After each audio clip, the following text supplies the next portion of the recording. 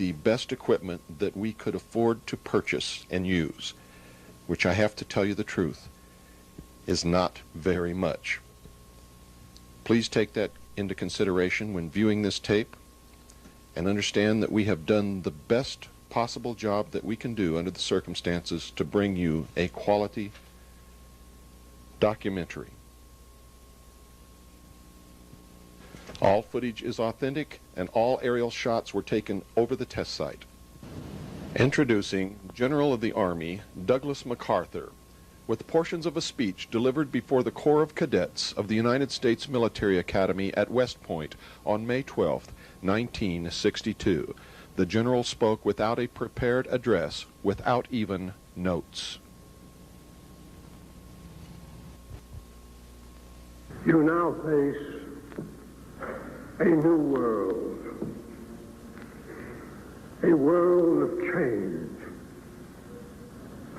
The thrust into outer space of the satellite spheres and missiles mark the beginning of another epoch in the long story of mankind. In the 5 or more billions of years the scientists tell us it has taken to form the Earth, in the 3 or more billion years of development of the human race, there has never been a more abrupt or staggering evolution. We deal now not with things of this world alone, but with the illimitable distances and as yet unfathomed mysteries of the universe. We are reaching out for a new and boundless frontier. We speak in strange terms of harnessing the cosmic energy, of making winds and tides work for us, of creating unheard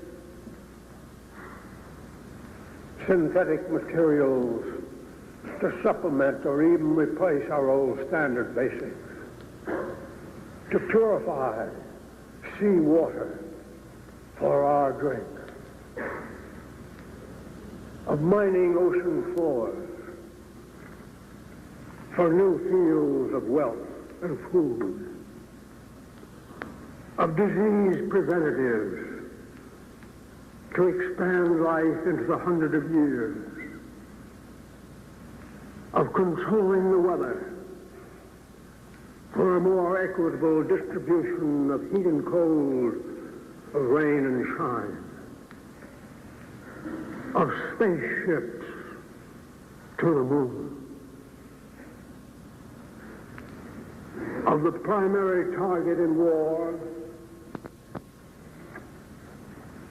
no longer limited to the armed forces of an enemy, but instead to include his civil population, of ultimate conflict between a united human race and the sinister forces of some other planetary galaxy.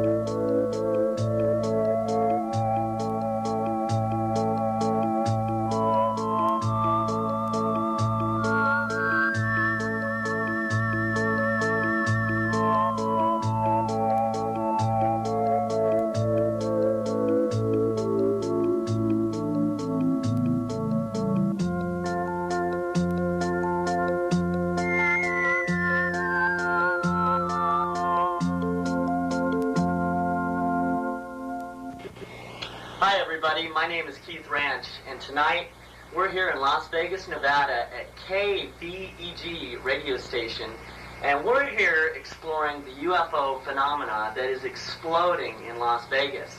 We're here with Mr. Billy Goodman. How you doing, Billy?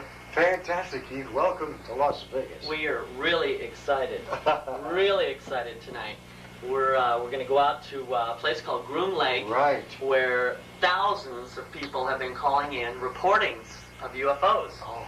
Can you tell us about the happening and what is going on with this explosion out here? It's unreal. What has happened is, first of all, the way it occurred is that we found out through Bill Cooper that there was some activity going on at a location called Groom Lake, which followed up with this UFO hotline out of Los Angeles. Right. That corroborated that there was something happening. So we talked about a lot of believing it happening, and one thing led to another, and people said, we want to go out there. So we said, okay, let's put together a little trip. And we did. And a couple of Saturdays ago, you had to see this, Keith, to believe it. Over 100 people sitting in a circle in folding chairs with cameras in the middle of the desert. Now, you've got to visualize. Cars and trucks pulled off to the side, vans, everything, buses, all pulled off to the side. Look. And they saw these lights all over the place. And now we left because we had to get the bus back to Las Vegas, but people stayed overnight, and they saw over 20 other sightings overnight of lights and activity that is unexplainable. You have to understand the area of Groom Lake is off limits to regular air travel and to Air Force and Navy. So no other planes are going to be flying over there except what is happening at Groom Lake. And Yeah, I understand that you can actually be shot down if you fly in that airspace. I can't, because I won't do it. You know, I'm not about to fly over there. Yes, if anybody from the Air Force, the Navy, or commercial airlines, yes, they will be shot down. There's no question about it. Who is Bill Cooper exactly? Bill Cooper is a gentleman who was an ex-member of the Naval Intelligence Briefing Team. And he was honorably discharged in 1972 from the United States Navy. While in the Navy, as part of the Pacific Fleet, he spotted UFOs literally coming out of the water while he was on watch. Not Coming only out of the water? Out of the water while he was on watch. Not only did he spot the UFOs, but other members of the Pacific Fleet also saw what he saw. Now, these UFOs not only came out of the water and flew around and did some tricks for them. They didn't do it once. They did a number of times. Out of the water, back into the water, come out, do some flip-flops for them, and then back into the water. So this man knows for a fact, number one, he saw them with his own eyes. But that's not all. That's not all. The other part is that while he was in the process of being a part of the Naval Intelligence Briefing Team, he had the opportunity to look at some top security papers, and he saw in writing that, in fact, there were UFO craft in captivity and aliens in captivity. Actual aliens? Actual aliens in captivity over the years. Okay, well listen, I guess we're going to have to wrap it up here. One more question. Have you been out to Grim Lake yourself? I was there. And what did you see? I saw lights up in the sky, zigzagging. That's all I can tell you. In other words... Could they have been our aircraft? Did they act like something No. we might have? No. Planes don't do that I know of. Now, I'm not saying we don't have something that we don't know of that's going on at Groom Lake, but you don't see planes zigzagging up and down, flying horizontally, going up and coming down. You don't see those things as far as I know. Right. With the planes that I'm familiar with. I'm not that much into aeronautics, don't get me wrong. Okay, well, I'll tell you what, we're going to go out there and check it out for ourselves. Do it. So, thanks for the interview, and we will talk to you later. The only thing I regret is I cannot be with you folks. But I was there, and now it's your turn. Okay, well, we'll let you know what happens tonight. I know you will, but Charles Ellery will be out there. And Charles Ellery is my guide.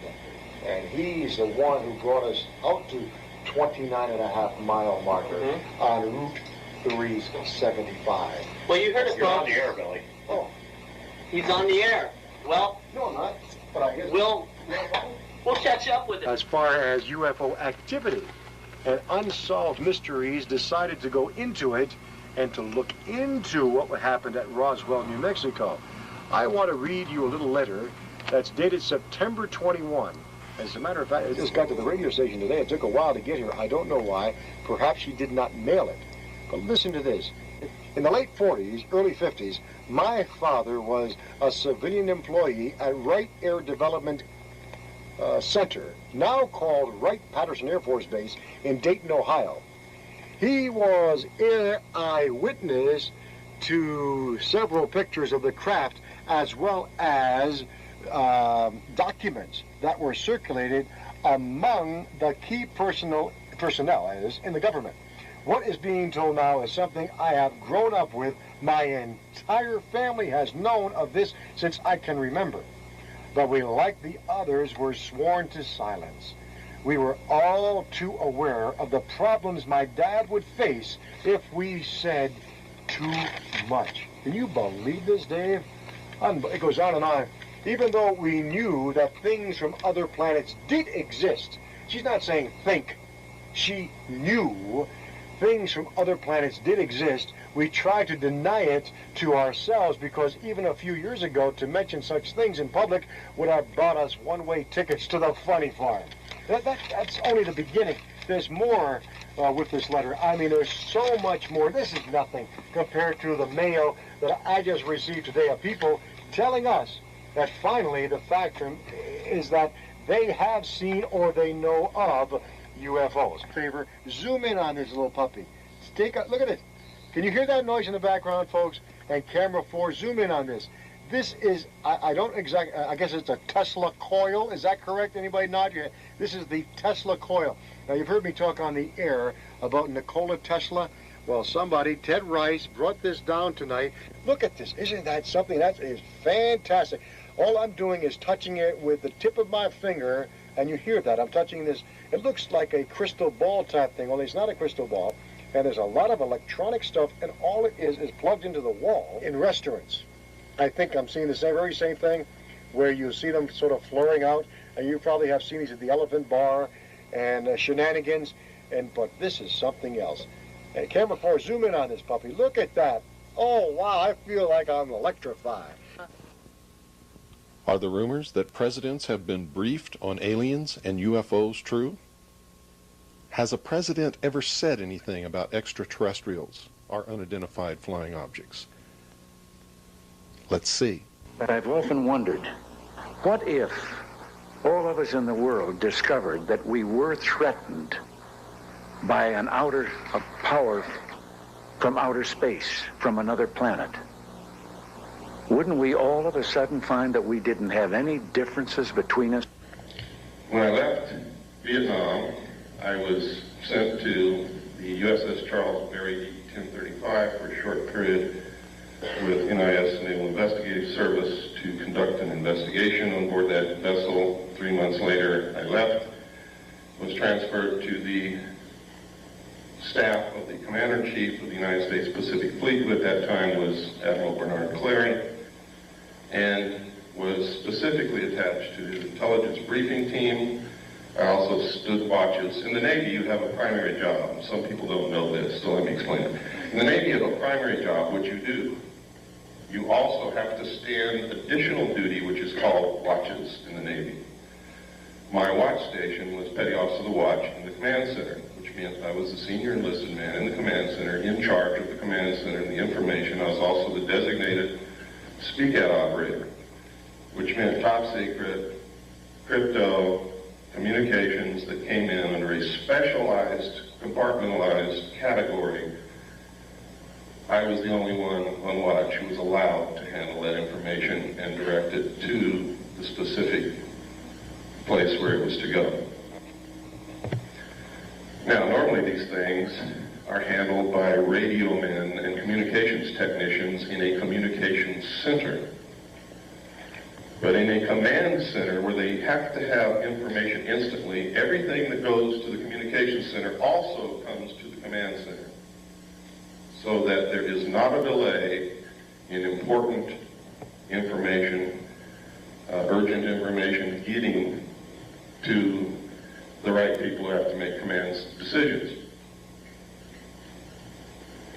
It was there that I saw documentation that I have to tell you right now could have been shown to me or given to me, or I could have been put in that position in order to see these documents so that I would specifically talk about them later. I'll tell you why in just a few moments that might have occurred. I don't believe that's the case. I believe that the information that I saw was real, was accurate, and is occurring. The documents stated that extraterrestrials were real, that UFOs were piloted by them and had been visiting this Earth for many, many thousands of years, that there was a project called Aquarius that had researched this history and compiled the history from written human records, starting with the ancient tablets left by the Sumerians, the Assyrians, the Mesopotamians, the Egyptians, right up to modern times. These documents were quite thorough and very convincing, believe me. There was documentation that the United States had actually recovered crashed alien craft. The first one occurred near a small town called Roswell, New Mexico in 1947. The crash site actually covered 2 locations. One location was on a ranch belonging to a Mr. Brazel. The other location was approximately 60 miles from there, where the main bulk of the craft had come down, from which they had removed 3 dead alien bodies. I saw photographs of these bodies, I saw photographs of the autopsies, and I saw photographs of the internal organs of these beings. It stated that in 1949 another crash had occurred, also in New Mexico, from which they had recovered more bodies, and that they had found 1 live alien creature wandering in the desert. Now you have to understand, just because I saw these documents doesn't mean that all of this actually occurred. These could have been presented to me to make me believe that this had occurred. It stated that they had kept this live alien in captivity until June 2nd, 1952, at which time he died of unknown causes. They instituted a project called Sigma to attempt to contact the race that this being belonged to. Sigma evolved into the National Security Agency. That eventually contact was made. Landings occurred, communication took place, an alliance was agreed upon. This actually was supposedly happened at Muroc, which is now known as Edwards Air Force Base in California, in 1954. President Eisenhower was on vacation at that time in Palm Springs. During this time, you can see by reading the newspapers that he disappeared. The newspapers went crazy. Reporters were combing the countryside looking for the president. They were told that he had suffered a toothache and had flown by helicopter to a dentist. Well, this was not true. The true place where he was taken was Muroc, Edwards Air Force Base. The base was closed. This is also on record for 3 days. No one could go in, no one could come out. There are witness accounts that say 3 unidentified flying objects flew over Edwards Air Force Base and landed. We have a letter, which I'm going to show you later, from Mr. Gerald Light, who states that he was there when President Eisenhower was there. He saw the ships. He saw these creatures. And that's just the beginning, but I'm not going to go much farther than that right now. We're going to get into some documentation so that your disbelief can start to see that this is not as incredible as it sounds. And I know what some of you must be sitting there thinking. It wasn't too long ago, I could have been thinking the same thing. Now, over the years, if this is real, it's been suppressed and covered up and hidden for very good reasons in the beginning. Reasons that don't stand up now.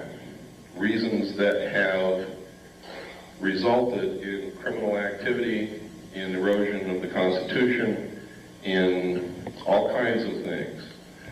Now, I said that I believe that this is all true. I don't believe that it's a hoax. The evidence is overwhelming that it's true. And by overwhelming, I mean exactly that. When you get into really investigating this, looking at it, the evidence will overwhelm you. It is incredible that such a cover-up has been able to be maintained for so long.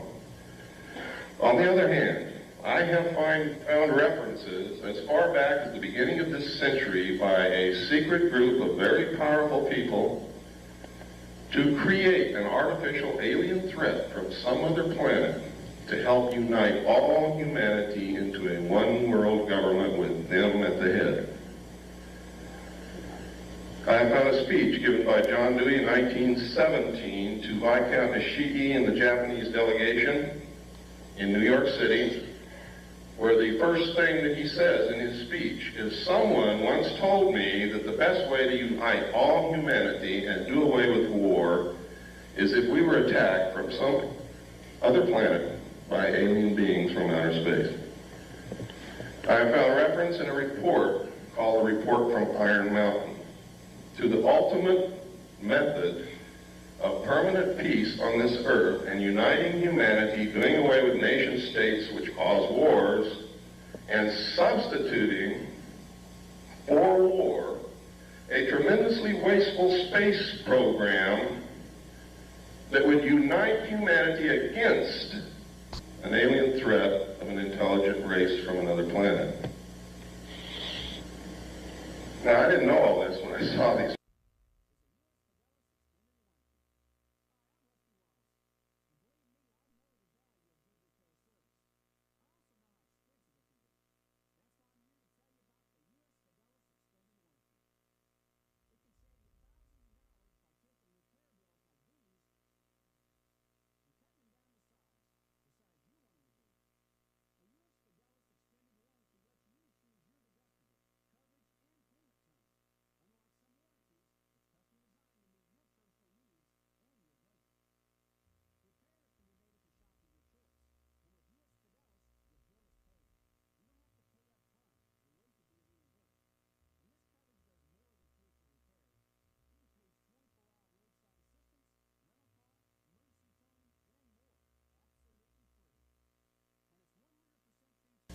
heads of colleges, Jimmy. Also, we know that Area 51 had, as far as I can document or track it back. Not credible. Why did you elect him?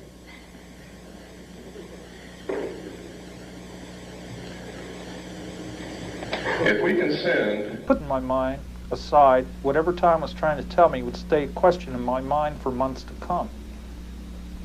I went back to Durango and drove to Cortez. I fell in love with that town and knew that this was a hometown I wanted.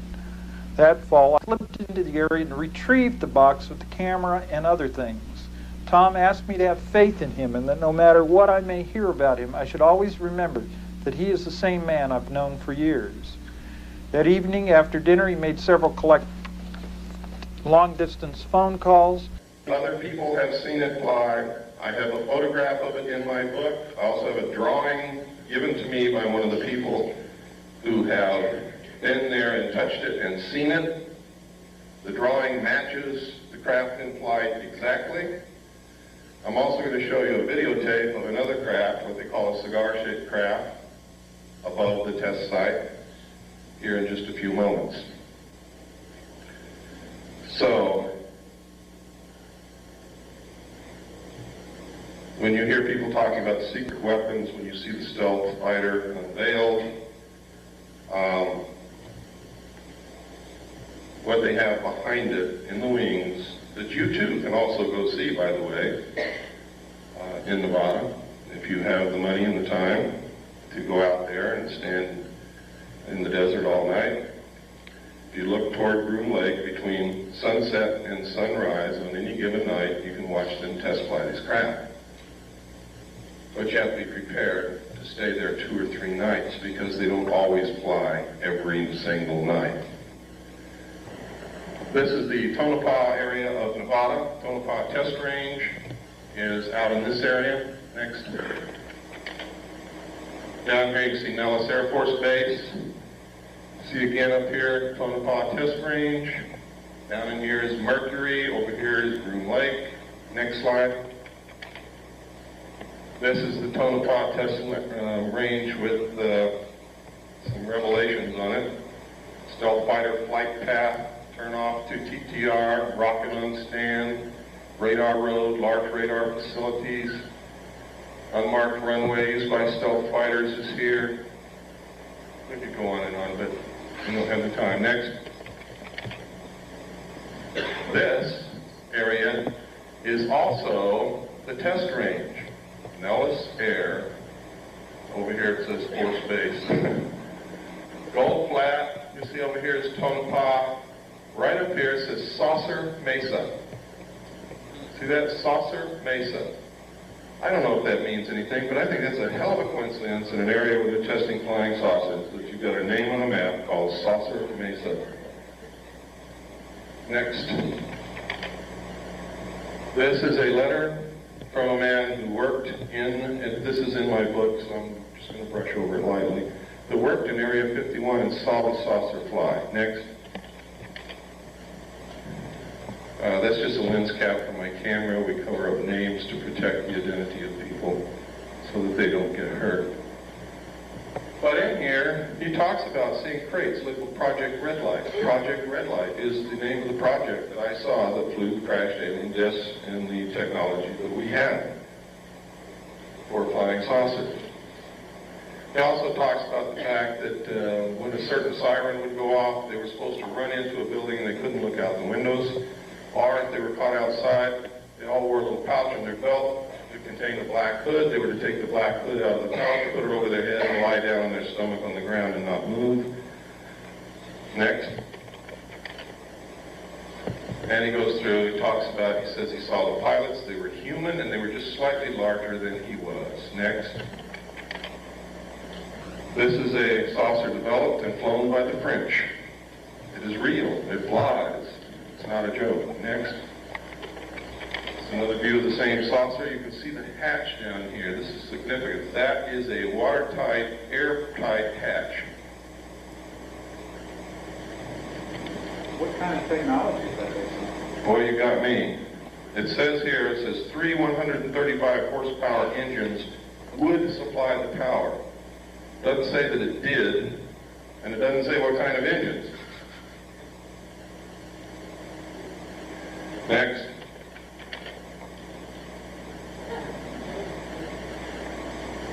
Now, if you remember, not too long ago, Jackie Gleason's wife, after he died, released an unpublished manuscript, and in it she says that Jackie Gleason told her that he was asked to accompany President Nixon to Homestead Air Force Base, where President Nixon showed him dead alien bodies in a morgue. Jackie Gleason was very much interested in UFOs and all of that kind of stuff, and he was a friend of President Nixon. Nobody knows if the story is true, but I don't think his wife has any reason to lie to us. Why would she want to discredit her dead husband with something ridiculous that wasn't true? Next. And that was the cover of this magazine, June 14th, 1955. Next. In which this story appeared. This was information leaked by a general, and he gave them a scoop. These are actual drawings of a United States Air Force flying saucer, tells how it worked, shows the air base of the future, and what is it? I'll be damned if it isn't an underground base, where they can go in and out this way, out cliffs like they do under the Archuleta Mesa near Dulce, New Mexico, or up out the top. What a coincidence. Next.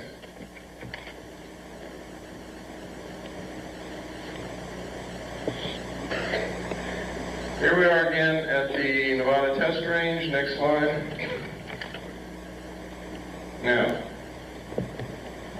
this is Groom Dry Lake right here. Notice it says danger. Right up here is where the 29.5 mile marker is. Right up here somewhere is the little alien. Down here is Las Vegas.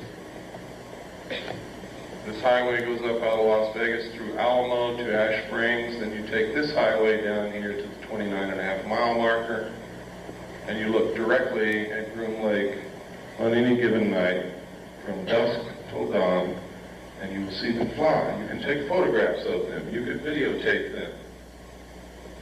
Thousands of people have done it.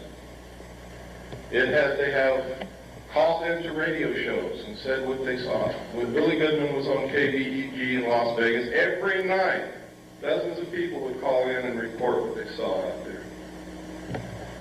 Next slide.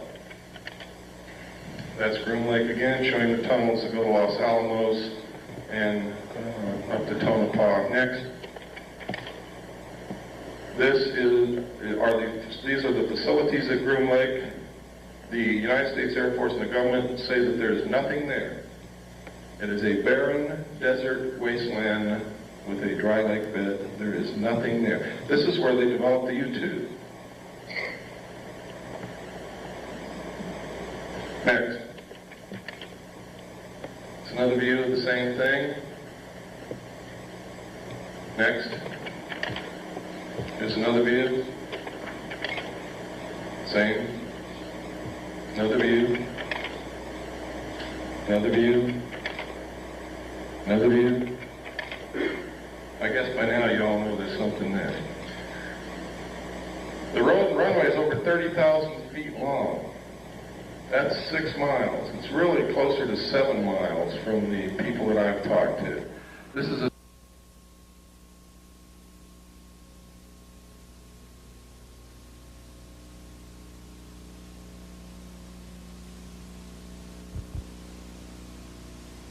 Next slide. And this is what we've been able to identify as being there. The runway was built in 4 phases. They have a TACAN, which is a tactical navigation tower, navigational aids, access road, refueling ramp, tank farm. Tank farm is fuel tanks. Pipeline, road, housing, MiG haven. They have one of every kind of MiG that was ever built here. power lines, water supply. This is a National Security Agency CIA satellite. It's time to take a trip. This is the Mojave Desert of California and Nevada. What you see here is the atomic test range at the end of the pencil point. It's also an area where many other military and governmental projects are tested and carried out. The U-2, the stealth fighter, the stealth bomber, they were all flown and tested there. That's the area of Groom Dry Lake, also known as Area 51, a super secret, super top secret test area. We're going to start our trip in the city of Las Vegas. I will start in another state, but we're all going to meet in the city of Las Vegas because we all know where that's at. And from the city of Las Vegas, we're going to take 93 R15 north. They're both the same until you reach that point right there, and then 93 branches off, and we want to take 93 north to the city of Alamo and then up to the city of Ash Springs. About 2 to 3 miles north of Ash Springs, we will intersect with Highway 375, and we're going to turn west. That's left on 375. We will go up over Hancock Summit. When we come down the other side, we will see a road that goes straight into the test site, a dirt road, and we will also see the mailbox on the left-hand side where the 29.5-mile marker should be. We'll go over Coyote Summit, and then we'll end up in the little town of Rachel at the Little Ailey Inn, where we will get a meal and lodging. This is the test site. Come back to the 29.5-mile marker, put your back to the road, face perpendicular to the road toward the mountains, and you will be looking directly at the Groom Dry Lake test site. For those of you who may be coming from Los Angeles, take Highway 15 to Las Vegas, then 93 up to 275 or 375 west to the little town of Rachel. That's Highway 375. If you're coming from other areas, just get a map, look at it, find a highway that goes to Las Vegas, and from there take 93 to 375, and you can't miss it.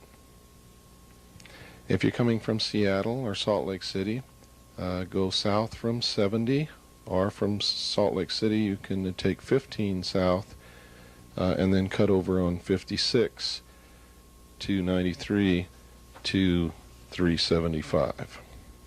Good hunting. Let's go.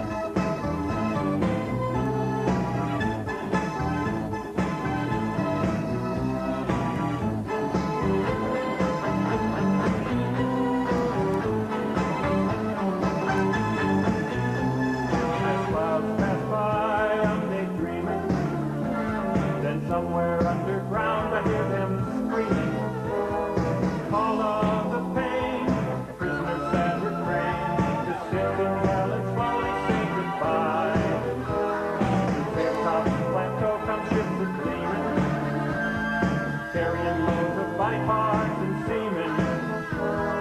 Oh, don't you know they're landing there? I've seen them on top of that mesa near the crowd, holding the sky, holding the sky. Clouds hide the ships in caravans, holding the sky as days they go by. This world's getting closer to Dreamland.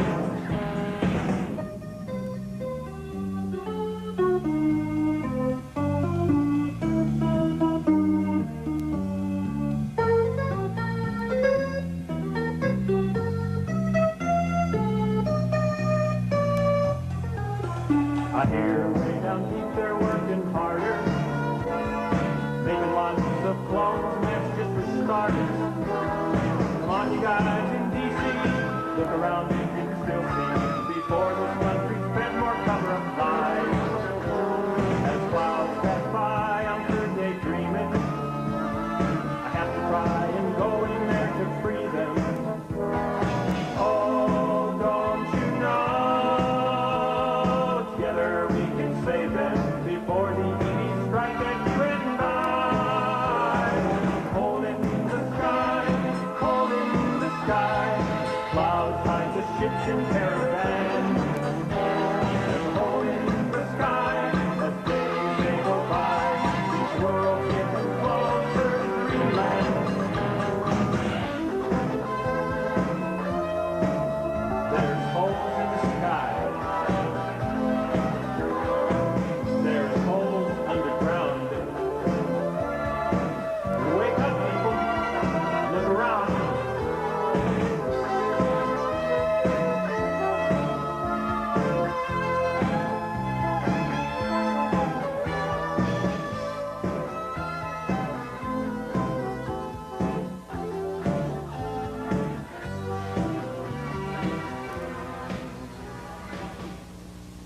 On this night, nobody recognized me. I grabbed a quick meal, registered under an assumed name, got in my Bronco, and headed back for the mailbox.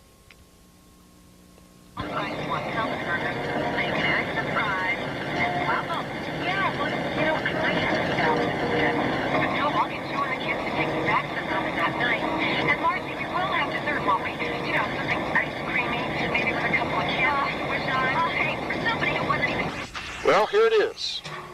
The mailbox. The famous mailbox at the 29.5-mile marker on Highway 375 between Rachel and Ash Springs in the state of Nevada. We're about 120 miles north-northwest of Las Vegas in the desert, and it's cold out here. It's about midnight, I think. We've been out here for about 3 hours. The sky is clear. All the stars are out. We've got a quarter moon going on full. And behind me is the Groom Range, the Groom Mountain Range.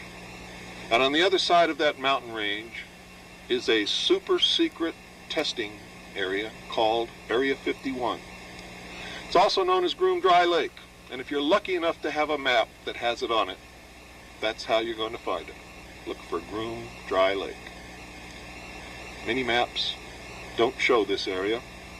Some maps will have a big danger area designated just behind me, about 15 miles away.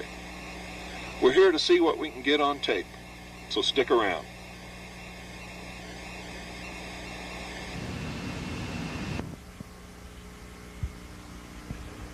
As I sat in the cold, dark desert, wondering if I were going to see anything rise up over those mountains in the distance, I thought of the 6 trips that I had made to Groom Lake. This videotape is a composite of footage from all 6 of those trips. Some of the footage is out of sequence. It is being presented to you as one trip. So just remember that while all of the footage you see here is authentic footage, it is presented out of sequence. It is representative of 6 separate trips that I have made to the test site. And it is being presented to you as one trip, as if it had all happened during one trip. On every trip to this test site, I've always been able to hear some kind of tones at night. And the closer I am to my vehicle, the louder the tones seem to be. When I sit inside of my vehicle, they seem to be all around me and very loud. When I get out of the Bronco and walk away from it, then the tones fade into the distance. I have no idea what this represents or what it means. Other people who have been with me have heard the same tones. Carolyn O'Patry, the secretary of a Superior Court judge in San Diego, has sat in the Bronco and has heard the tones near the mailbox on Highway 375 and also at the warning signs right at the border of the test site. Off in the distance, you can hear cattle shuffling around. You can hear the coyotes yapping at the moon. If you're alone, it can be a little scary, a little intimidating. Sometimes a vehicle will pass by on Highway 375. As often as not, no traffic will pass in either direction. On this night, I sat in the dark, drank a Coke, watched the lights of the security vehicles in the distance, and then I was rewarded for my patience.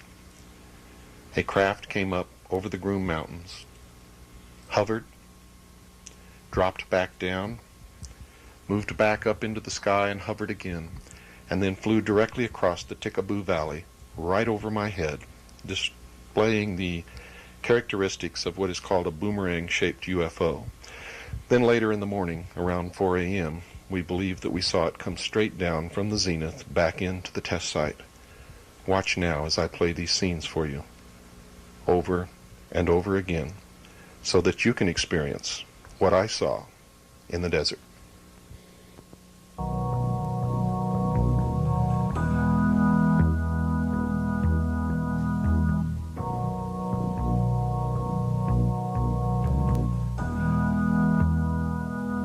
I saw it there, up in the sky, the brightest light in the black of night, with these eyes. It seemed to float, it didn't fly. Harmonic disc and the sound of mist and my side.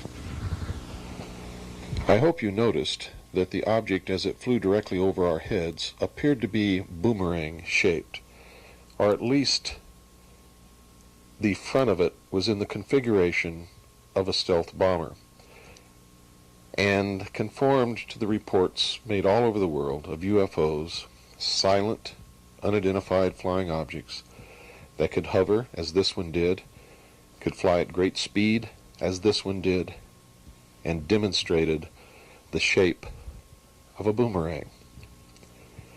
I have also seen other types of unidentified flying objects over the test site, one of which I photographed, and it is almost exactly the same as the photograph that Gary Schultz made from the mailbox location at the 29.5-mile marker on Route 375. So I'm going to show those to you next, and then we're going to take a trip up to the warning signs in the morning and see how close we can get legally without breaking any laws.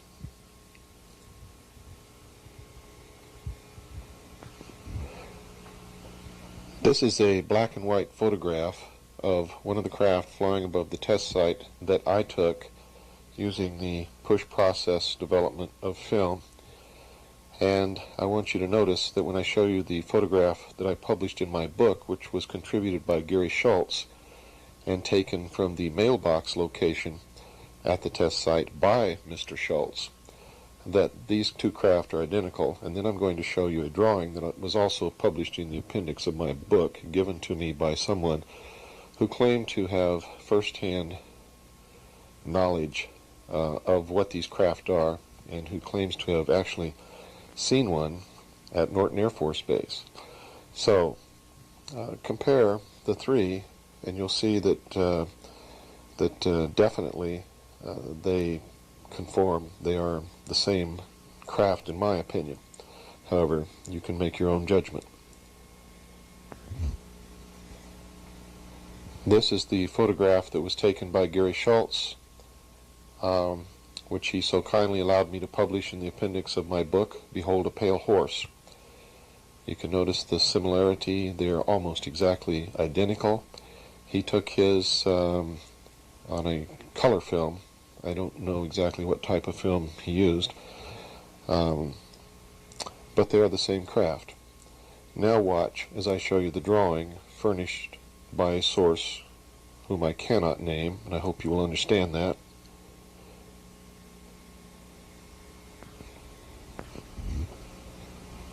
This is the drawing of the craft that appears in the appendix of my book. I cannot reveal the source because the source would be in danger. You can see, though, for yourself that there are two seats plainly in view in this drawing, and what appears to be maybe two other seats around behind that center apparatus, whatever it may be. You can also see that there is an airtight, watertight door, similar to the doors that we used on board the submarine that I was on, the USS Tyro SS-416. You can also see from the cutaway that it appears to be some kind of electromagnetic drive. Although I'm not a physicist, I don't pretend to know how this is driven. Just from looking at it, that's what it appears to me to be. You make your own decisions, however.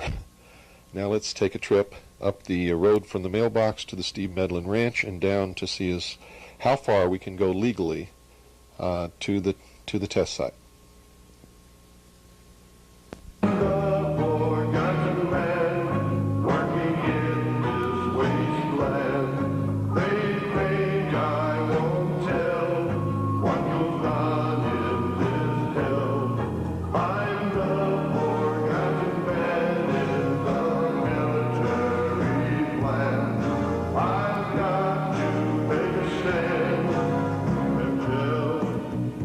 All you fans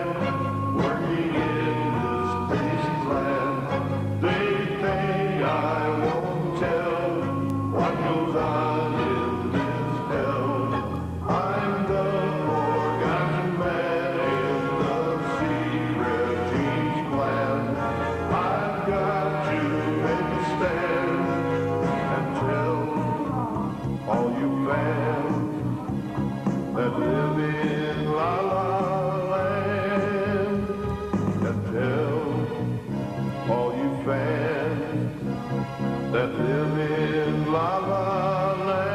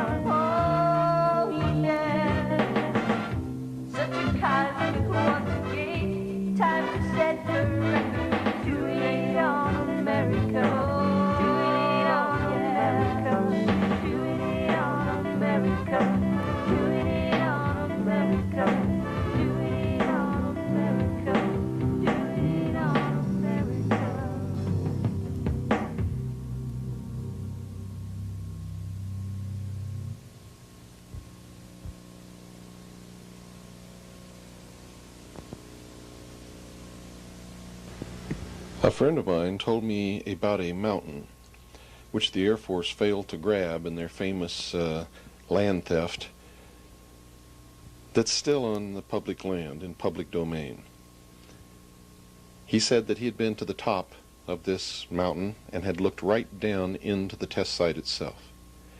The purpose of the Air Force land grab was to prevent that from happening. This is that mountain, and tonight myself and a few friends plan to climb up there and videotape the test site. The test site is in that general direction, right straight to the left down that valley. It is impossible to see it from any location other than a high point, and that mountain is the only one left. This is looking back toward Hancock Summit. You can see the test site dirt road goes straight up and intersects Highway 375. And you can see the highway snaking up through the Hancock Pass. It's barren out here. There is literally nothing. Joshua trees, shrubs, sagebrush. That's about it. Cactus, rattlesnakes. Now we're going to head back up the dirt road to the intersection of Highway 375 and then look back so that you can see what it looks like from the highway.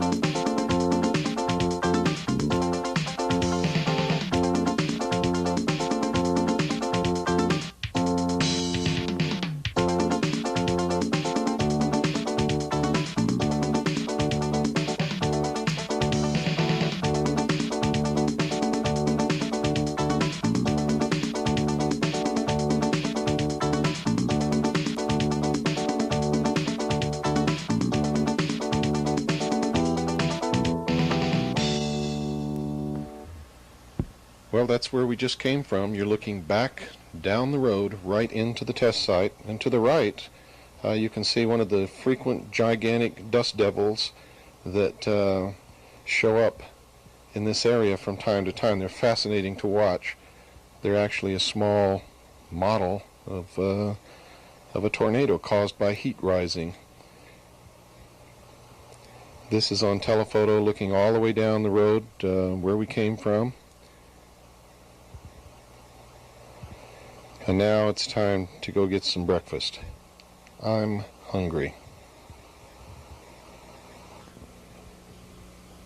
On the way back, we stopped at the mailbox so that Annie could give us a description of what she sees in the area. What can you see, Annie? What I see is all the mountains and nothing's here. Desert? Desert. You see anything out in the distance at all? Well, I can see some snow on the top of the mountain.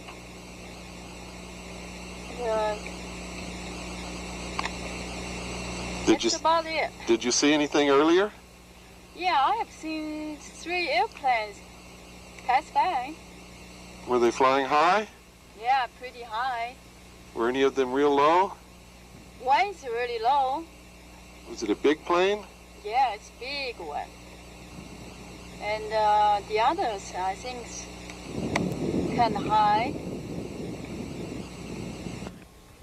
Off in the distance, we spotted a dust cloud on the Groom Lake Access Road, and there was a vehicle going so fast that I could hardly believe my eyes.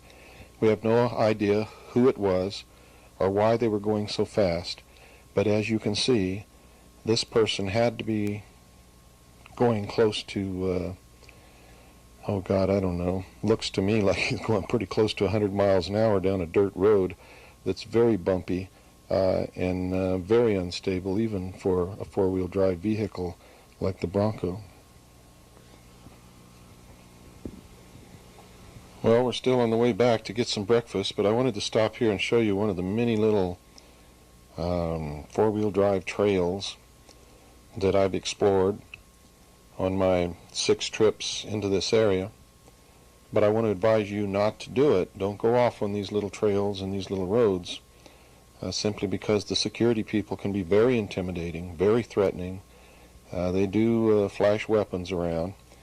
They will threaten you with prosecution for espionage, and occasionally you'll be harassed by helicopters if you get too close to the test site in some of these offbeat trails. Now you can see that it goes right over the top of the saddle between those 2 peaks, and it's an interesting little trail, but that's all I can say about it. We're going to pan the camera around to the left here, and you'll be looking back toward Hancock Summit down the highway. And then we're going to continue on and get some gas, and then we'll get some breakfast. Well, there's the little town of Rachel. We're going to stop and get some gas up here pretty soon. We went across the Tickaboo Valley up over Coyote Summit, and this is Rachel that we're coming up on now.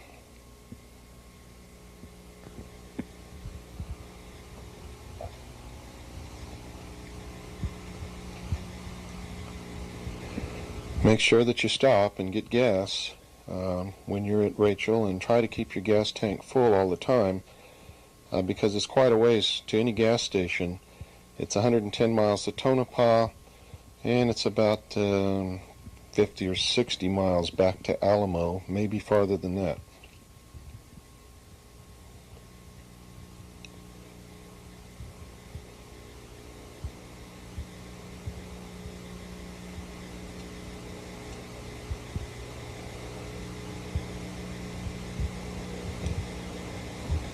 Well, we filled up our tanks.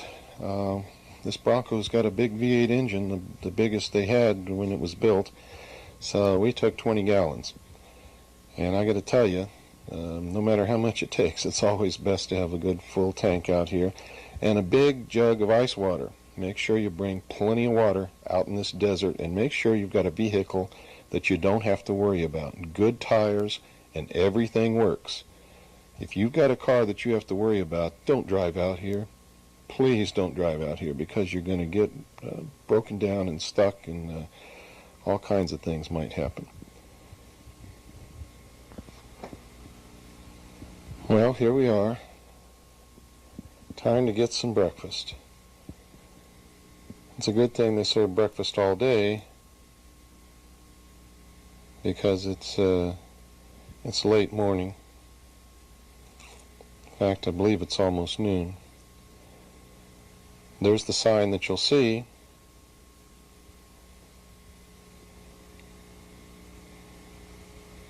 And you can see that the road's a little bumpy coming in here to the parking lot, but the parking lot is a nice paved lot.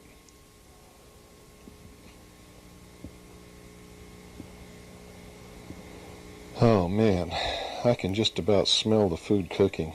Pat is an excellent cook, and I just can't wait to get some of her good cooking. Now, on this little jaunt, I was recognized, and everybody in there knows who I am. And that was Joe.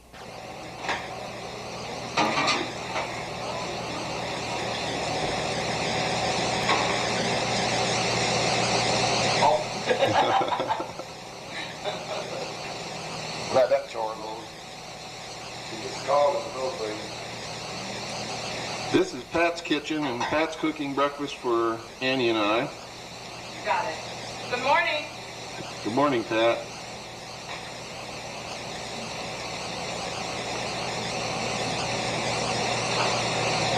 And I like to cook.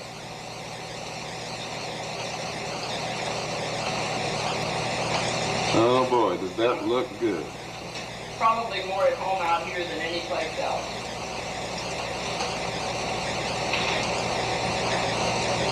How long have you been cooking here, Pat? Almost 3 years. And that's when you opened? That's when we opened. August will be 3 years. What has all this alien business done for you guys? Oh, it's kind of picked up, and it's been a lot of fun. Serious enough that we changed our name. Do a lot of people come and We have people come here every day looking for answers to questions or exchanging information on the UFO activity, either in our area or other areas, and we've learned an awful lot. I bet they love your cooking, don't they? I haven't had too many complaints. Well, our meal last night certainly was excellent, and I'm looking forward to this breakfast. Well, good.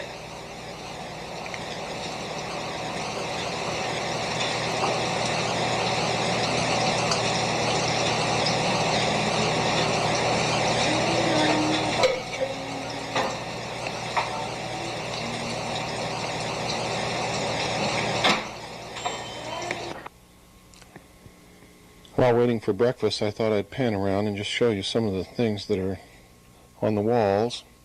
These are pictures of General Ramey trying to explain away the Roswell crash as a weather balloon. One of his warrant officers, a meteorological specialist, also said it was a weather balloon. And on the right you can see Jesse Marcel, Major Marcel, holding pieces of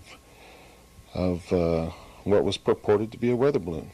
Of course, he said in his own interview later, many years later, that it certainly was not a weather balloon. It wasn't anything that he was familiar with at all in his experience.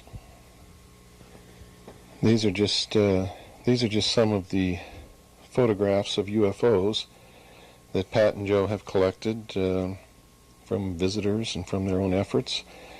And these are what are purported to be alien beings. The only one that looks familiar to me from my naval intelligence days is the one on the top right.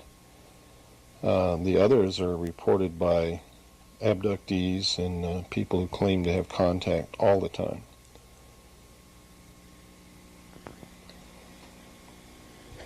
This is what Pat and Joe affectionately call the Rachel Wall of Fame. You can see it has the winning baseball team and some of the local people on there who have done some things that are noteworthy. And one of the desert characters that live in the area on the top right there. Well, we've enjoyed all the people that we've met while we've been here. It's people from our own country, people from all kinds of other countries. And every one of them are just absolutely exquisite, whether they're here just traveling through to see our great country or whether they're really here to come and look for the UFOs. As you can see, Rachel is a very tight-knit little community. There's only one picture on that board that really shouldn't be there. On Rachel days, they had a big parade. Billy Goodman. He's been thrown off of more radio shows and out of more radio stations just for trying to get the truth on the air than anybody else in America.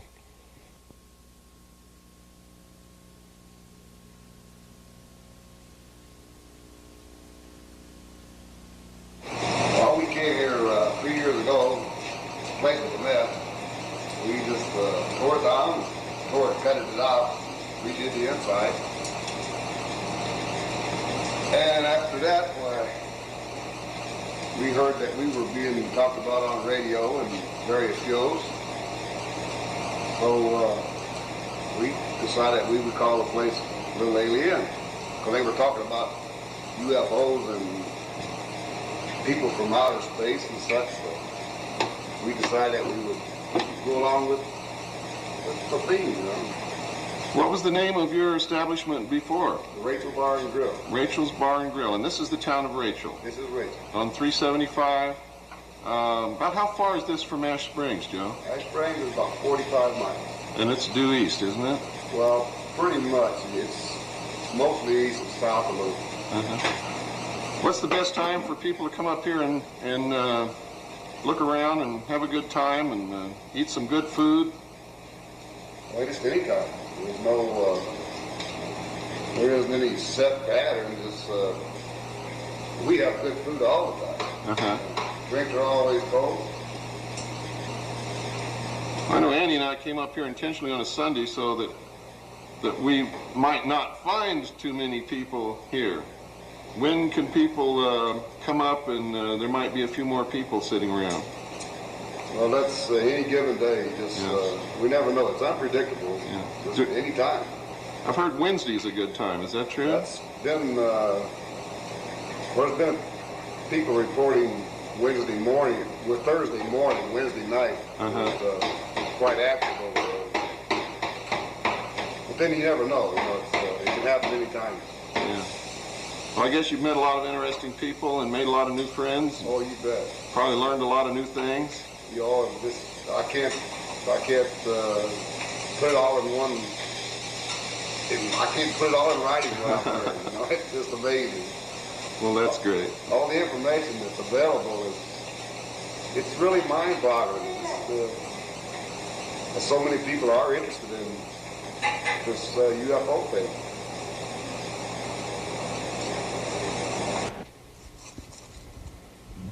Well, we finally got our breakfast. That's little Pooh, little Dorothy, my daughter. And she's already eating. There's Annie, my wife. And there's just one of the most wonderful breakfasts that I've ever seen in my life. Look at that. Grits are hard to find. I asked Pat for grits, and I got them. Beautiful eggs, 2 giant sausage patties, a giant plate of toast, jam, jelly, butter.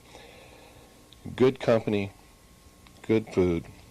You just can't ask for anything more than that.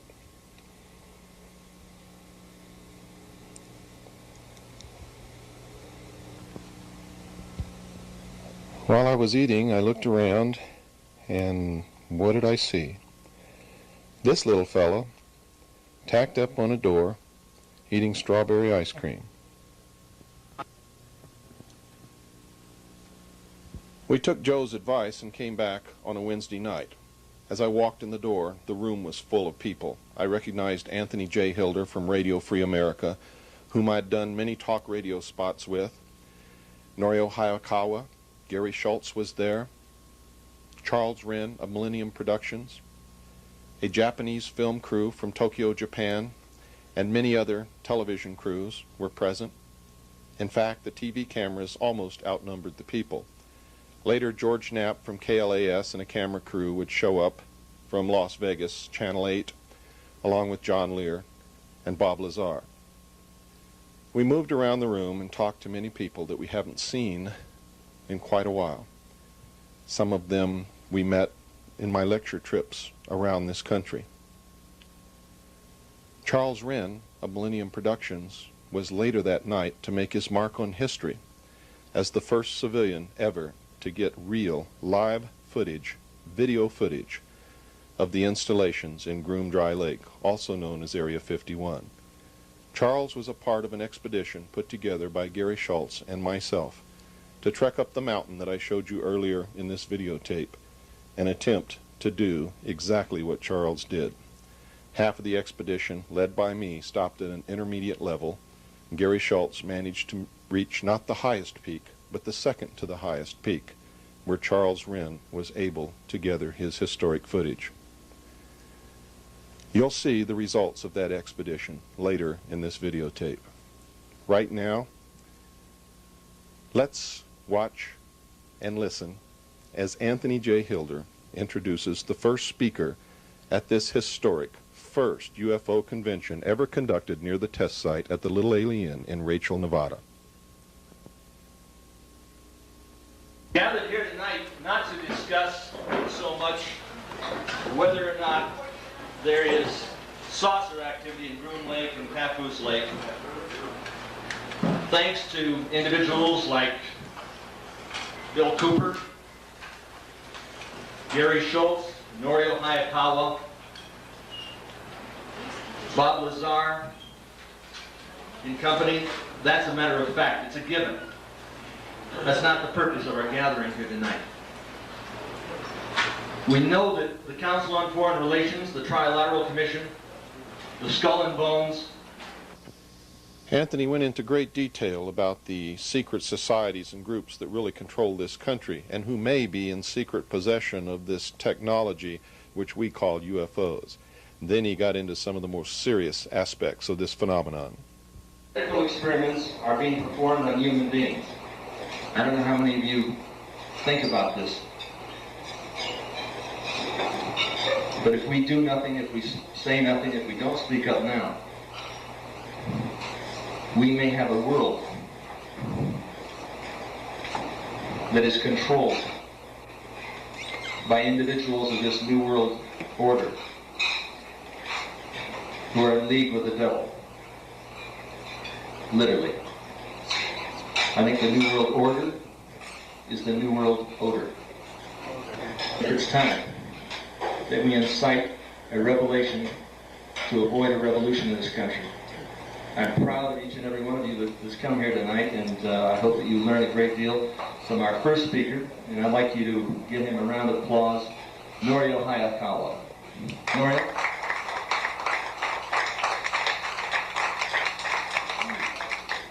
Yeah, thank you very much for coming to this unprecedented event at this alien, and thanks to the hospitality of Pat and Joe Travis, we are able to have this event tonight. And I think that rather than to really antagonize people and so on, I think our main objective, of course, is to basically have a good time, okay, but also to learn something and also to reflect on ourselves what we're doing here.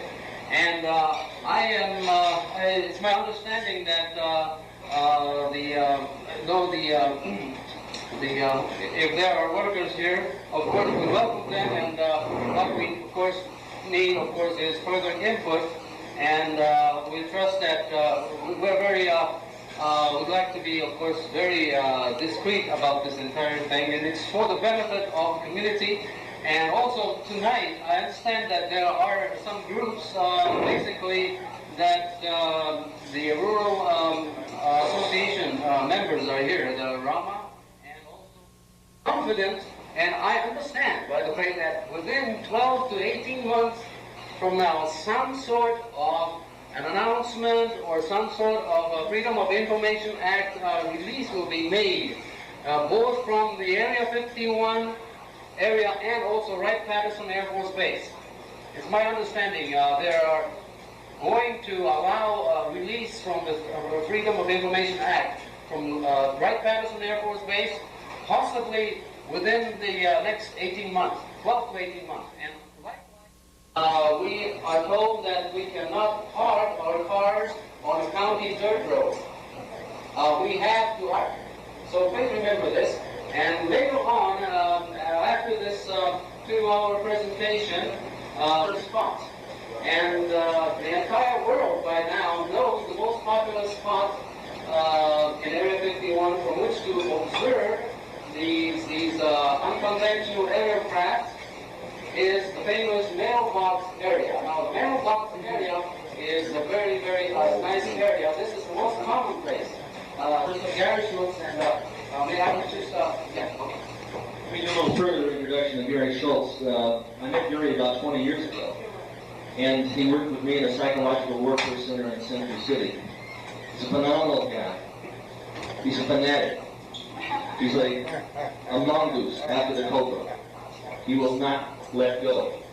He will not let go of this issue. I think between Nori, Ohio Power, and Gary Schultz, and other individuals in this room, this story is breaking worldwide. Take a look at the cameras in this room. I mean, this is, you know, this is like the outback in Australia, for God's sakes, and in the United States of America. Take a look at the people in this room. I'd like to ask those in the room to... Bill Cooper, good God, he's been on this for as long as I've known him. His book, Behold the Pale Horse, is phenomenal. I've had him on as a guest, probably 4 or 5 times. We're going to do a 30-hour special to break this story from border to border and coast to coast. It is not going to happen. It is happening. A major step in their life, as he has done, needs the support of a good close friend, and thank you for supporting him. Next, I want to thank, and this is rather paradoxical, I sat in an audience of about 2,000 people at Hollywood High School Auditorium on Sunday, November 5, 1989, listening to Bill Cooper. And I had heard him on the radio about 2 or 3 weeks before on Tom Likas KFI. He's a LA radio talk show host. And that's what got my wheels turning. And then, when I heard him speak, he really got my attention when I learned there was a place that I could go to see these craft. And I thought, well, this is simple enough. I'll go there and perform that simple test. And although the first time I went in early January, I didn't see anything, I learned out later on, Saturday nights are dead. But what was important was I met several people there who had been there before and had seen plenty. And besides, I had been told by Stan Barrington, Bill Cooper's close friend, that it's a crapshoot every time you go out, and although on some nights you will see nothing, on other nights you'll go out and all hell will break loose. So we determined, of course, we were going to go back numerous times to really challenge this proposal. I said to Pearl here, we're going out on Wednesday night, and that's when we determined to go out on Wednesday, February 28th. Nobody else was able to go, and Pearl says, "Are you sure you want to go? Nobody else going?" I said, "Of course." I said, "Think of this show. It's broadcast all over the western states. Think of the thousands, hundreds of thousands, perhaps, of people listening to it, and the information is filtering all over the world. People will be there from all over Europe, Australia, everywhere, to say nothing of Las Vegas, which is so close." I said, "Let's go. There'll be plenty of people there." We went, and nobody was there. We were it. And suddenly, at 7:30 p.m., the first saucer came on. And I was sitting in a lawn chair beside the car, and I about jumped out. I was ready. I had my camera in hand, and I jumped up and started flashing away. 5 more saucers came up, and that photograph is a result of the closest encounter with one of those 6 saucers that night, and I was convinced. I'm a bit more avant-garde than Norio.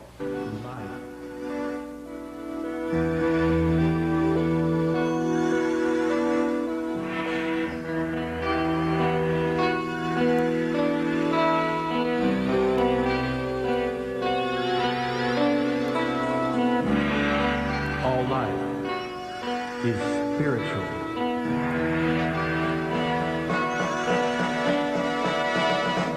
Have you had the feeling there's something deep inside? Your sixth sense time clock is reeling towards a future that's yours to find. The daily life and daily strife goes on to the end, but like the ocean tide, truth comes again and again.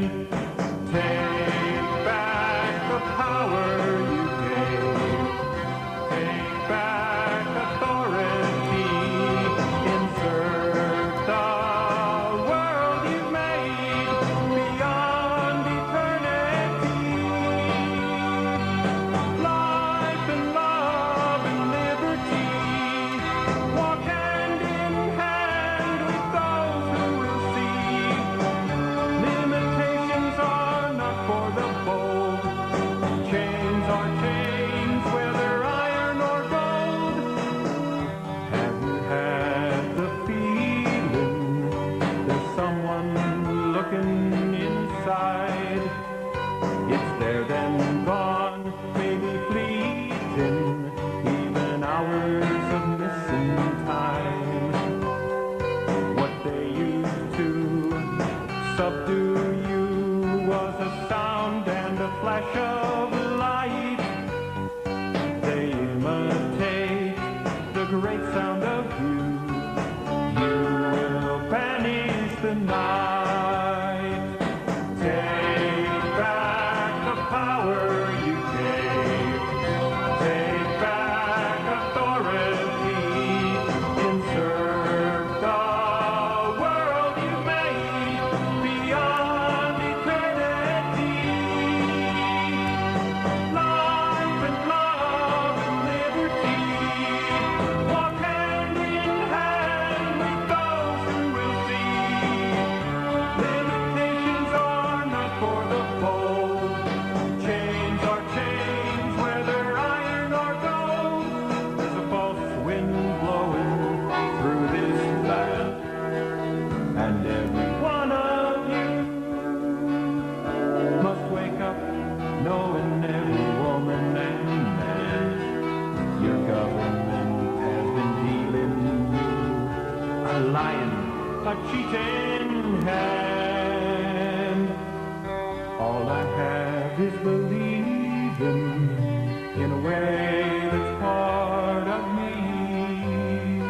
It's science, art that's breathing with life from the cosmic sea. I've seen it work on even the worst of metallic implantees. When fear's around, sing this sound first. You is a natural ease. You is a natural ease. You is a natural ease.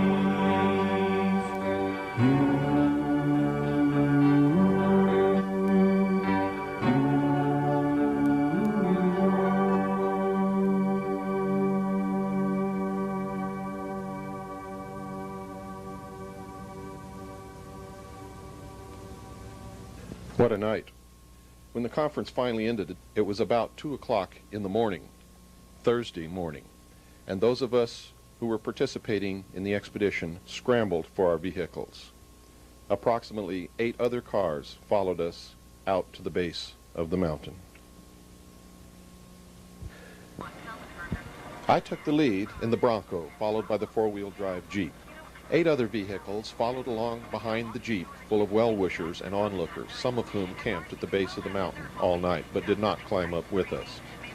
Bringing up the rear was a Lincoln County Sheriff's Department patrol car, which Sheriff Dahl had sent with us to make sure that we went to the right place, stayed out of trouble, that all cars were parked off the county roads, and that no one harassed us. Thank you, Sheriff Dahl and your deputies, for your consideration and for your help. When we reached the area near the mountain, those of us with four-wheel drive vehicles took off across the desert. The rest parked and waited. It was dark, but later on the moon came out. We thought it would be an easy climb, but we were met with sheer drop-offs, cliffs, steep gullies, rocks, cactus, and occasionally in the distance you could hear the rattle of a snake. Those of us in my party stopped at an intermediate level. We didn't get to see what Gary Schultz's party saw later on in the night, but we sure had one heck of a good time. Can you see me in there? I'm looking.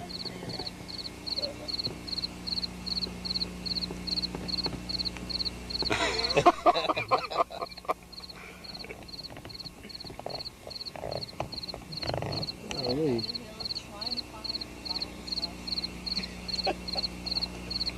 my God, there he is. You find me? I found you. That's my foot. Is this thing still on? Yeah. Just press the button. Or maybe that's what I've become since I've been up here. Or a mountaintop pebble. Yeah, whatever. Look at that big pebble over there. What is it, 2 lux? 1 lux. 1 lux. Yeah. You can see it looks just like daylight, doesn't it? Yeah. That's what it's supposed to look like. On the rocks. Say some words of wisdom, Nuri. I'm run out of that.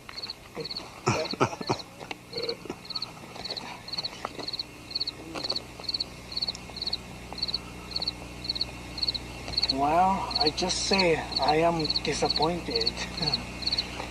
Nothing come out. Well, I mean, you know, when we have a meeting here, right? And Rachel and advertise it, and KLAS television comes up, you don't think they're going to bring up the saucers for us? Right? Doesn't make much sense. Does it, Bill? No. No, of course not. I don't know what exactly to say. I get sort of staggered. Trying to put, it's difficult to put all my words together, Bill. You've done a fine job on the book, and if you want an endorsement from me, just send me a self-addressed stamp. Self-addressed stamp. Oh boy.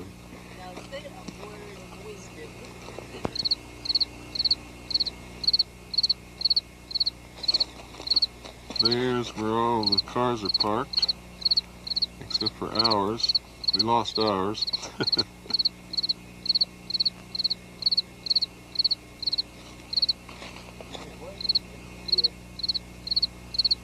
I see somebody way down there walking around, so we know not everybody came up here. No? Didn't see it anywhere. Well, here we are on a mountaintop in the middle of the Nevada desert, looking for lights in the sky. How dumb can you get? Well, there is a big light in the sky right above us. The moon. The moon. The moon? That's the light. The moon at half day. The moonies. There's Anthony's belly button. Good Lord.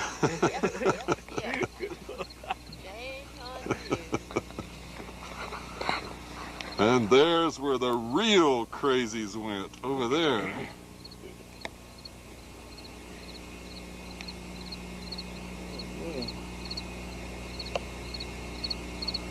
I'm looking for them. I don't see hiding their hair. They were coming up here, so they didn't come out. Yeah. They're not going to give us a show today. Oh, there they are. I see them. You do? Yep. I sure do. You see them on the hill? Yep. Are they on the top? They're on the top of the first hill. Yep, there they are. Gary Schultz and his party managed to reach the second to the highest peak on the target mountain. As they looked out toward Groom Dry Lake, this is what they saw. It was extremely difficult to focus the camera, but Charles Wren has to go down in history for being the first civilian ever, to our knowledge, to bring back real live video footage of the actual installations at Groom Dry Lake, also known as Area 51, that the government, the Air Force, the Navy, the Atomic Energy Commission, and every department of government has denied exists at all. This proves that is a lie. The only way to pass your time. This is boring. You can get a good light, a good shot at that. There, what? I don't. Is that really what we're looking at? I mean, is this what we think? Yeah, it is? that's Groom Lake. That's it. The hangars. Why would they? This is a question though that's legitimate. Why would they leave themselves open to us being able to come right up here and look at it? Well, this isn't exactly an easy thing to find. Yeah, look at the bullshit we went through to get but here. look how desperate we are as seekers, you know. I think it's a loophole myself. Well, hey, it's more or less like, you know, Yeah. before they had even a bigger leak. But and you then know they what? took all the mountains they could get. They Yeah. figured they had it sewed up pretty good. Yeah, yeah. Now that they've gone this far, Right, that's since right. there is one little leak, That's what right. are they going to do? Take 20 miles more of mountains? Exactly, and it's faster. To plug up And by the another way, hole? Bald Mountain is right over there. We're hiding behind that hill from Bald Mountain. Isn't that great? Those fuckers can't see us from their observation post, their spy post. This is great. You know, they could have built it down there about 40 miles down, right? Like you're saying. But see, that's 40 miles closer for us too. Right. Now it may be harder for us to view it, but it's 40 miles closer. Most people would probably coming up this extra 40 miles say, "Fuck it," because you know I ain't gonna go all the way, and there may not be nothing happening. True. And then again, when I do get up, I have to hike 2.5 goddamn or 2 miles or whatever, up, or a mile, whatever the hell, up this hill and. You know, it doesn't look like that many lights, you know, necessarily looking from here. When you look through the binoculars, there's a shitload of stuff Oh, over good. there. Let me see the binoculars. Does anybody have binoculars? Here you go. Oh, thanks, Jerry. Let me get my glasses off here. There's a strap for you. All right. Between 4 a.m. and 5 a.m. Thursday morning, Gary and his party watched this plane approach the runway and land at the facilities at Groom Dry Lake. Watch closely, and you can see the plane land directly in front of the lights. Later, as Charles Wren films the installation during daylight, you can see the runway in this exact position. We watched on the ridge below, and Gary's party watched this plane approach inside the mountains and then land on the runway. We could not see the plane actually land where we were at, but we knew that it never came up from the valley once it descended down below the mountains. Watch carefully and you'll see the plane taxi up to the facilities. We believe this is the plane that brings some of the workers Others that live in the Tickaboo Valley area of Alamo and Rachel enter the test site on the dirt road by bus. Man, they... Have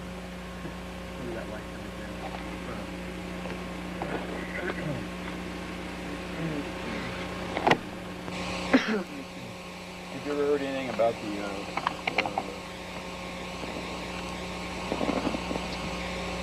that light down here?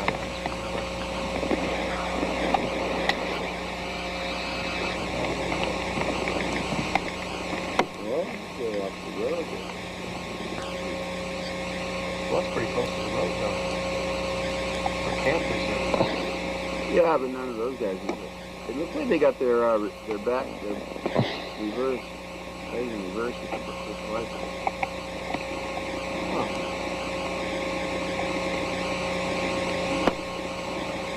And 1, 2, 3.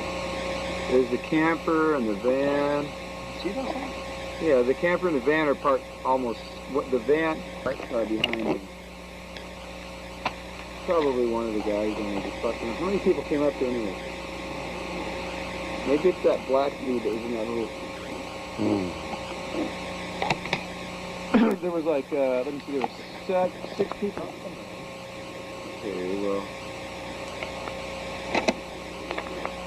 Maybe this guy. Yeah.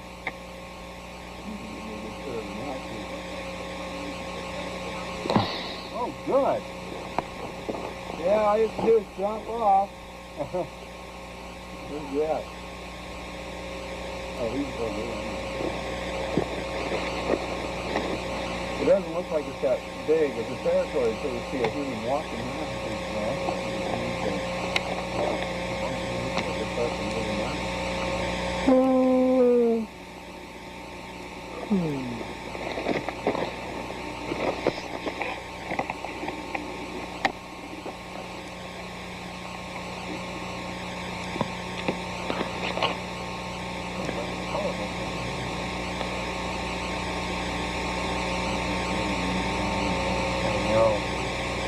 I wonder if this is over here, that real light.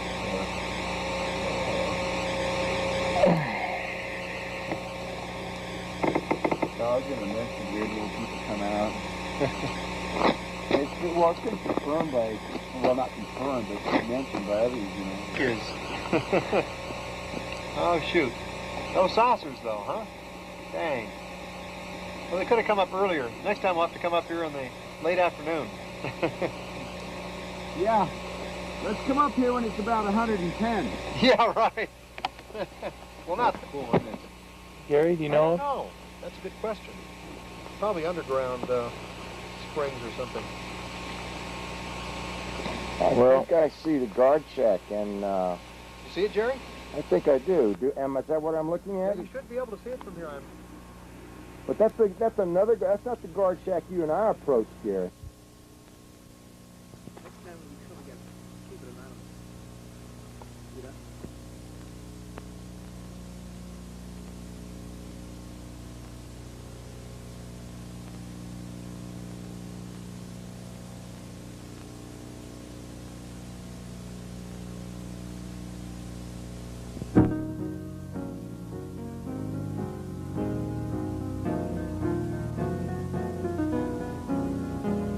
You make them sound big, you build them up high. You alter all the history books so the truth becomes a lie. No dirty deeds can stand apart from actions at their cost. No phony hero history can make up for broken laws. Educate the people was the Jefferson command. National security excuses weren't used then. You think you can act this way and slip it right on by. To hurt just one of your native sons is an incorrect reply. We know the heroes that took a risky stand. Some have died, but all have tried to keep this a free, free land. You bought up all the media to keep the secret lie. Behind closed doors on foreign shores, our fate you will decide. No 9-member group of men should have at its command the destiny of all the world to mold with so few hands. Bring your headlights, fan the fires of hate throughout this land. Majority rules and we're just fools, too few to make a stand. You may hypnotize majorities with electronic hands, but the rest of us will stand and fight. We're the resistance band. One world order sounds nice to us, but the people should get to vote for it to be just. If you continue to manipulate, the people will stand, take back this land. The Constitution we will reinstate. We know the heroes that took a risky stand. Some died, but all have tried to keep this a free, free land. Each of us must tread the pathways of our destiny alone, learning life's lessons and assimilating our experiences into all that makes up who we are. There is no greater harm that can be done than to interfere in even one person's journey of life. Yet through the ages, there have always been those insecure souls who on their way to maturity must manipulate every situation, including people, places, and things. It has been said that if a politician or even the supreme publicist of these unified sectors of Atlan could truly view their little selves from beyond, they would never again hunger for any earthly thing. But since this is the world of learning, there will always be tyrants and their slaves, and there will always be the eagles and swordsmen of the light that come to show the way out of this phony prison. We salute all those who stand up for freedom in times of peril. We know that